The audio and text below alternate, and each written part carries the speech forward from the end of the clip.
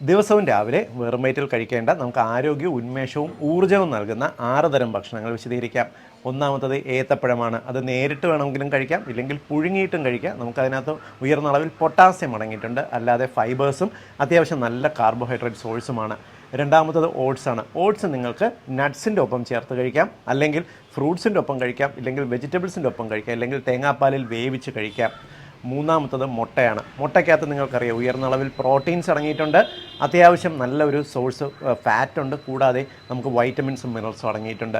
നാലാമത്തത് ബദാമാണ്. അത്യാവശ്യം ഉയർന്ന അളവിൽ വൈറ്റമിൻസ്, പ്രോട്ടീൻസ്, ഫൈബേഴ്സ് അടങ്ങിയിട്ടുള്ള ഒരു ഭക്ഷണമാണ്.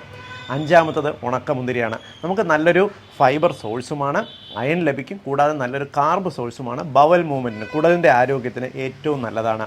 ആറാമത്തത് പഴങ്കഞ്ഞിയാണ്. ഒരു മികച്ച പ്രോബയോട്ടിക് ഭക്ഷണമാണ്. അത്യാവശ്യം കാർബോഹൈഡ്രേറ്റ്സ് ഉണ്ടെങ്കിൽ പോലും നമുക്ക് നല്ലൊരു സ്റ്റേപ്പിൾ ഫുഡായിട്ട് രാവിലെ കഴിക്കാൻ പറ്റുന്ന ഭക്ഷണമാണ് പഴങ്കഞ്ഞി.